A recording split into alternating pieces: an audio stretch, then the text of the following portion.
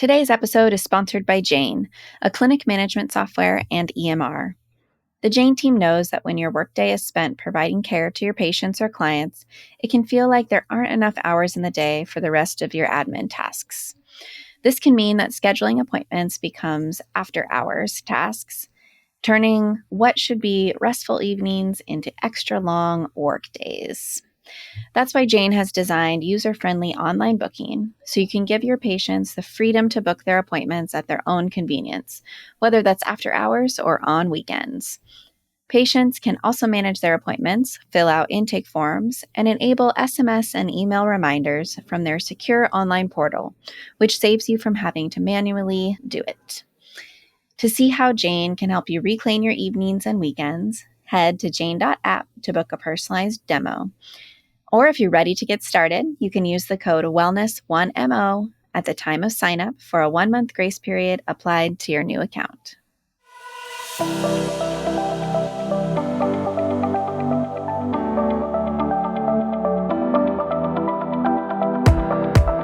Hi there, and welcome to the Wellness Center Creators Podcast.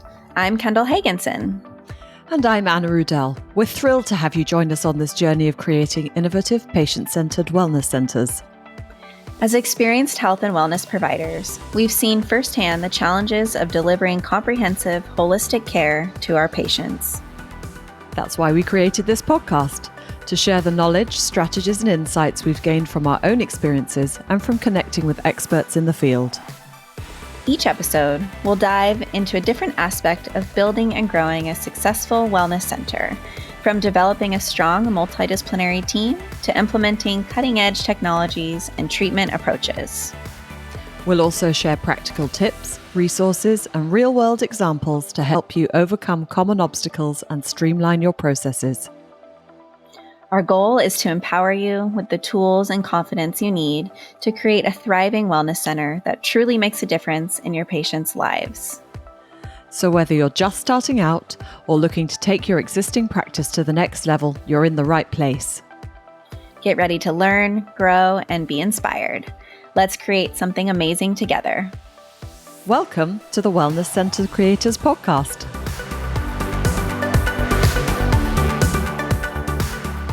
Welcome back, everyone, to the Wellness Center Creators Podcast. Today on the show, we have Joanna Sapir. Welcome, Joanna. Hi, Kendall. Thanks for having me. I was just making sure I was saying your name correctly, and then I messed it up. It happens. Joanna, it's so lovely to have you here on the podcast. Would you mind refreshing us? I know you've been on before, but tell us who you are and how you came to be where you are today. Yeah, I am a business strategist for wellness practitioners. I help practitioners make consistent higher income in their businesses without overworking and burning out through systems and structures. And I got into this work because I myself was somebody who started a wellness-focused business with absolutely no experience in business whatsoever. I had been a high school history teacher for 10 years.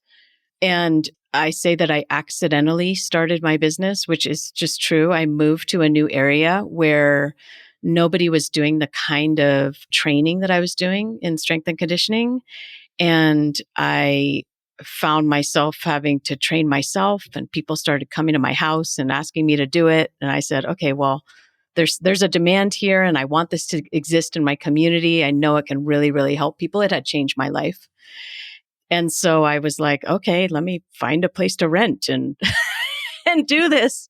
And I mean, I just had absolutely no clue what I was doing, and opened this full brick and mortar business, and clients started coming right away. I had people right away, and I was a single mom of 2 young kids at the time, and was working these split shifts, early mornings and late evenings, and it was insane. And I very quickly started to have health problems, my own health problems, because of just working so hard and managing this thing, that I realized, okay, there's got to be a way to do this sustainably. And what is it? And so I just set about learning And fortunately, I'm somebody who actually really am a systems thinker. And so it was understanding like, oh, it's about business systems and creating these structures and systems for doing this. That kind of stuff lights me up. And so I got really into it and eventually decided to sell the gym and move just into helping other practitioners after I had been the client of so many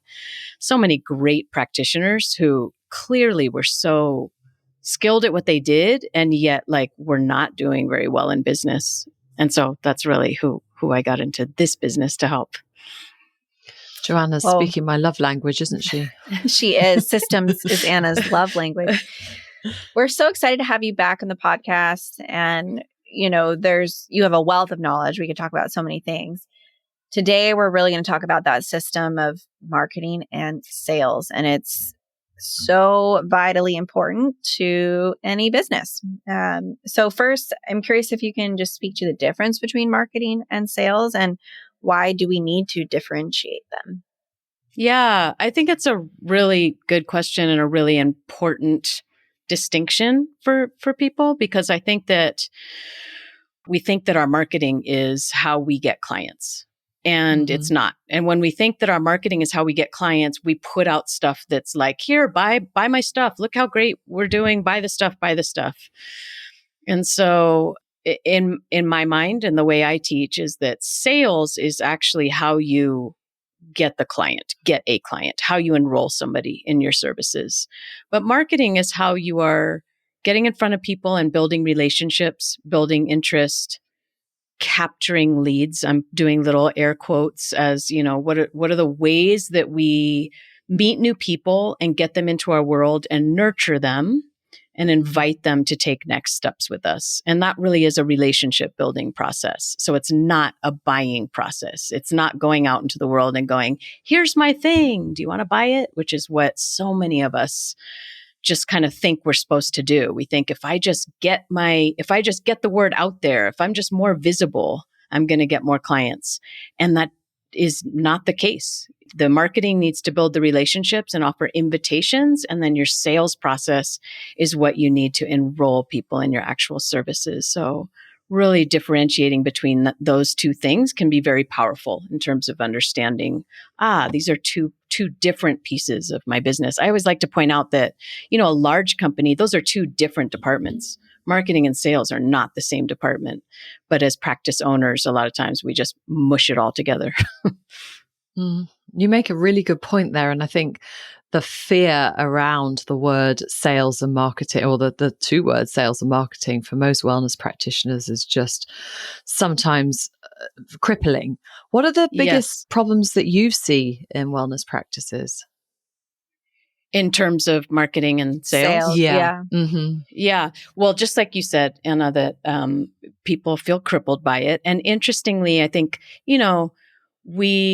anyone listening to this podcast is somebody who very much does not want to be smarmy, salesy, manipulative. But that's how we tend to think. Like those words evoke those ideas of, it's like, getting people, convincing people to do something that they don't want to do. I mean, that's the feelings we have. And so interestingly, it's like you guys are the therapists where I think of this as we shove that into the shadow. And what happens when we're like, I don't want to be that, is we actually end up being that. We end up being that inadvertently and not knowing it by being like, okay, I got to do something. And then we do that. Here's my thing. And look at how great I am. And buy my thing from me. And nobody's comfortable with that. And it also doesn't work. So problems are just not knowing how to do it, not knowing how to do it authentically. Mm-hmm. Both of those things, how to market authentically and then how to sell. And so what does sales actually mean? I'll just kind of get right into it. I teach a consultative sales process. And I think that anyone working in health and wellness in a face-to-face relationship where you're working on transformation with people, I think that the appropriate sales process is a consultation and one where you're actually speaking with somebody and getting to know them and understanding what they're dealing with and determining whether your services can help them, right? And if they can, laying out what those services look like. And of course, we want to do this in this very empowered way for them, giving them full agency. And this is missing a lot of times when it's like, here, just book the session, right? Here's the button to go book the session. Here's my post to book the session. That's missing a sales process that's actually face to face, heart to heart, and really determining whether you have a fit together. There's a lot of mistakes. You asked a big question. There's a lot of mistakes, but I'd say that's a overview of kind of one that so many of us try to sell in our marketing, which isn't effective. It's not only not effective for getting clients, it's not effective for getting the right aligned clients with you. And it's not effective for them too, right? Like, we don't know whether we're the right fit for them. They don't know whether we're the right fit for them. So that's one problem. Then two, just the absence of a real clear, repeatable process. And I'll also just note that plenty of practitioners do have something like, well, I will talk to any leads or prospective clients or referrals that come along. I have a phone call with them first, which is great. It's a great start at a sales process. What I know is that when I talk to practitioners who do this, I'll ask like, well, so what does that conversation entail? What do you do there? And it generally is just kind of a winging it kind of thing. They're just feeling through it. And so that's not necessarily repeatable and predictable for you. So what you want is a very, very clear, repeatable, predictable process where you, again, and to be clear, this isn't about getting every lead and turning them into a client. This is making sure you are both a fit, right? For each other, and something that you know is effective for doing that. It does the right filtering, and then it does the right enrollment for getting them in for the long term. Is one of the things I talk about too, more than just a session. Yeah, in the land of psychotherapy, we say, for every 7 consultations, it's 1 client, or 7 inquiries, it's 1 converted client. And so the more that you can have the right people who are the right fit for you calling in the first place, then it increases those conversions. And that's where those initial phases of sales and marketing come in. Exactly. That's exactly right. Is that your marketing is what will call in the right people, right? Exactly. Yeah. I sometimes, sorry to jump in here, but with employees, oftentimes I hear that they don't want to be the person out there. The reason they've joined a company is that they don't want to be the sales and the marketing person. And the number of times I've said to them, look, we have the name, we have the brand recognition out there, but I can't replicate you. You have to do that work. You have to represent yourself as a practitioner to these potential clients. And the way to do that is through these consults, as you say, but they have to do that work. Yeah. And I mean, I would hope and imagine, I imagine you teach, practice owners how to teach their own staff to do that, right? So that they're not winging it, so that right. they have a really clear process. There's also ways I'll just mention again, and you tell me whether you guys already teach this, but there can be a triage person who is steering those, who's going to who for the consultation. So that's an initial step, like a pre-qualification step. Yeah, intake coordinators and administrative assistants who are highly trained on how to place patients correctly, or invaluable to Exactly your company. Yeah, totally. Let's talk about pre-qualifying leads. What do you mean by that? Is that just the building the trust? Is it the intake process, intake coordinator? What do you mean by that? Yeah. What I mean by it is probably what you're calling the intake coordinator. It might be an admin for solo practitioners. It's obviously them. But so I teach a step-by-step sales process, right? And it has this pre-qualifying step. So for an in-person practice, that first step is what we call it a 15-minute phone consultation. But it's not the actual consultation. It's not the coming in assessment process, deciding to really commit to doing the work into the journey. The pre-qual is a chance to, what is it? What is it? It's kind of all the things you said, Kendall. It's number one, is this person a fit for our practice, right? Does this person have the kinds of problems and goals that we are absolutely, qualified and great to help them achieve? Do they have the life circumstances, whatever it is? So there's that piece of it.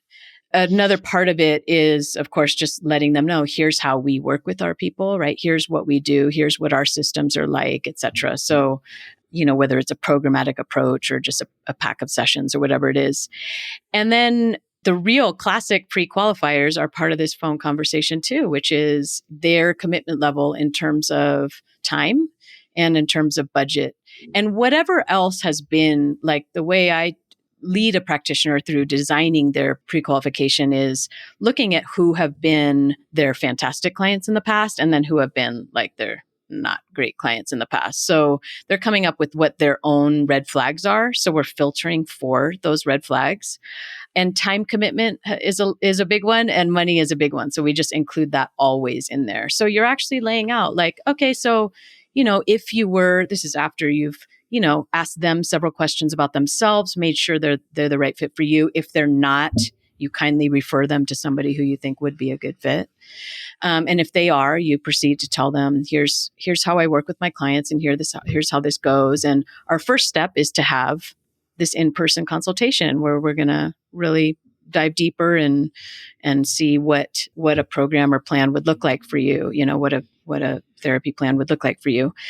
If you come to that, and if you decide to work with us, here's how our services are. We meet weekly or we meet twice a week, right? For an hour, and you come to our location. And so one of those qualifying questions is simply, do you have the time? Do you have the time? And can you commit to coming in at least every week and maybe even twice a week, depending on what, we determine is best for you moving forward.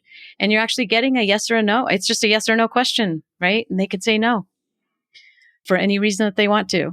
And then a question just like that around budget. Yeah. And so if you do decide to work with us, if we have a good fit and you decide to work with us, this is how much our services cost, this per month. Is that in your budget?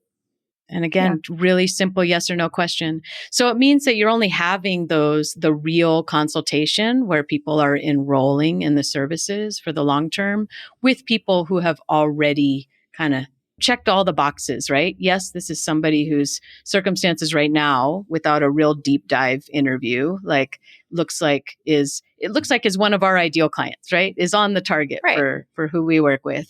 And then, yes, they say they can make this time commitment. Yes, they say this is in their budget, and whatever other qualifying questions you as an individual have regarding your yes clients and your no clients, you can come up with those. And so it makes it really, really effective. When you were talking about the conversion rates, Kendall, and saying 1 in 7, 1 in 7 for your leads, for random leads that come to you through referral or Google or Psychology Today or whatever, that sounds about right. But then on these, in my system anyway, since people have been pre-qualified before they come in for that actual assessment style consultation, the conversion rate is really high. I mean, really, it's 100% for a lot of people. Yeah. It should be like 9.5 out of 10 all the time, right? If they already know what to expect, they already know the cost, they already know the commitment. It's really just about that provider and the patient. Can they build a relationship? And so we see that being very effective. Exactly. Yeah. In terms of the pre-qualifying leads, do you only recommend doing it via phone or video, or are there other ways that perhaps you could do it? So I work with both brick and mortar and online practitioners. And so we have 2 different sales systems. So that's the brick and mortar version. And so for online practitioners, it's an online application. So that's done through there. And you ask the same kind of questions, And so also, to be really clear, this sales system is designed for people who are offering programs or treatment plans rather than sessions, So that's quite a lot to do to sell somebody a session or to enroll somebody in a session. And so this is a very particular model where it's really more like a 3-month or a 6-month or a 9-month container that you're going to work with them in. And so that's what's coming off the back end of that in-person consultation, is somebody saying yes to that larger container of work. Yeah. Or deciding to do that. Yeah. would say, especially in private pay healthcare environments, this process is quite common, or it should be common, even to start that one session or two sessions. I think for, things like massage therapy, right? That conversion can happen at the front desk. They don't need to then have a consultation with the massage therapist necessarily. But for things like psychotherapy, we do this every single time. Screen, pre-consultation, start with the therapist, because it becomes a long-term committed relationship. Even though we're not selling it in a program or package, it is, you're jumping in for a commitment. And that's very different than the front desk could just screen. Like if someone wants to book a facial, they can just screen and make sure, there's no contraindications and put the person on the schedule. Yeah. Yeah. I will say that practitioners come to me, not an esthetician doing facials. I don't and haven't worked with estheticians unless they are taking a like treatment focused approach. But massage therapists do. I mean, lots of body workers and stuff. So the programmatic approach can be used in a wide variety of modalities that a lot of people don't think of.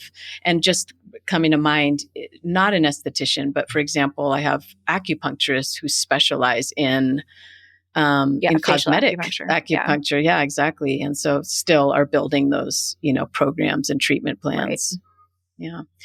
And that's part of what a really clear sales process can do for you is, I think that many practitioners are scared of the idea of trying to enroll somebody in a program or treatment plan that's, months long, because they don't have the sales skills and wouldn't know how to do that. Right. And yet on the other end of things, when they don't, I'm sure that you hear this with your folks that you work with, a major complaint amongst practitioners is clients that drop off, clients that cancel, clients that just sort of disappear, right?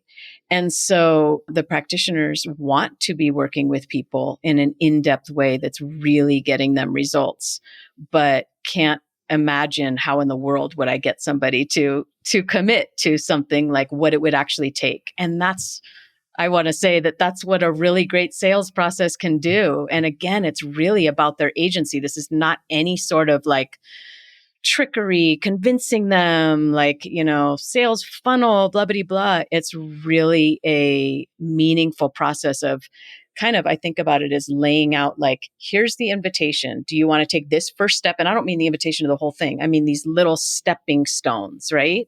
And so that first invitation is schedule a 15-minute phone call or schedule a consultation with me to talk about you and what's going on with you and to see if I can help, to see if you can get help with that. And then there's another little step. And then there's another little step until it's, here's the plan that I know can get you to these results that you want. That's the beauty of a system or a process, isn't it? It's that it takes the anxiety out of having to figure out the next step or having to figure out what to do on the fly. If there's a system there, you just follow the steps and it brings a more authentic interaction. Exactly. Yeah, exactly. Like I was saying, so many practitioners, so many therapists will have that initial phone call, but it's just kind of a winging it thing, They'll tell me, for example, they'll be like, oh, it's supposed to be 15 minutes, but I usually go 35 or 40 or 45 sometimes, right? And so if we're talking about like what's efficient and works, and establishes that connection and takes people to the next step that are ready for it, it's like, it should be just this repeatable same thing every time, that doesn't take 45 minutes sometimes, Well, and I think my encouragement too for providers is like you already have a skill set around treatment planning and patient communication. And that is what sales and marketing is. It's treatment planning and patient communication. And if you, lay it out in that way to say, this is how I could help you. This is how I can help you reach your goals. Here's the plan. This is the treatment plan. You know how to do that. And that's all it is. And yeah. I love that. I hope everybody hears that. And you say that over and over. That's exactly right. That your marketing is the same as like what it's teaching people what they actually need, right? Here's what's going on with you. I see that. Here's what's missing. Here's what you need. Yeah. and it's And not, here's how we're what you gonna do need, it. like, yeah, it's not like here buy the thing. It's here. This is what it's talking to them about them, right? Rather than about you. I love that. Yes. Joanna, I feel like we could talk all day about sales and marketing. You just have such a strong skill set around this. I encourage people to reach out to you, and I'm sure you have some free resources available. How can people find you if they want to work with you? Yes, where you can find me. Well, I have a podcast as well. It's called The Business Revolution for Practitioners with Joanna Sapir. So that's a great place if you're a podcast listener already and want to hear more. And I also have a free gift for anyone listening, and it is 3 of the systems that I teach.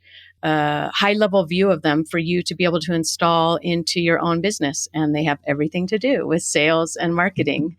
And so you can find that at joannasapir.com/wellness for Wellness Center creators. Amazing. Thank you so much, Joanna. It was a pleasure. Yeah, thank you. Thank you so much.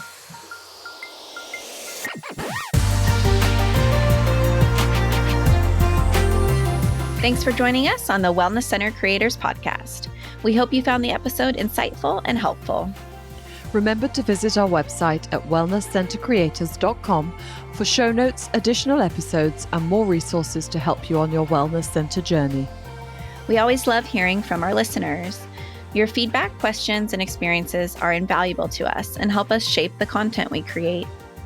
So please don't hesitate to reach out to us anytime. You can contact us through our website or via social media. We're here to support you. If you know someone who could benefit from the information and insights shared on this podcast, please take a moment to share the show with them. Together, we can help more health and wellness professionals create thriving practices. Thank you again for tuning in and for being part of a Wellness Center Creators community. Your dedication to providing exceptional patient care is truly inspiring. We can't wait to share more with you in the next episode.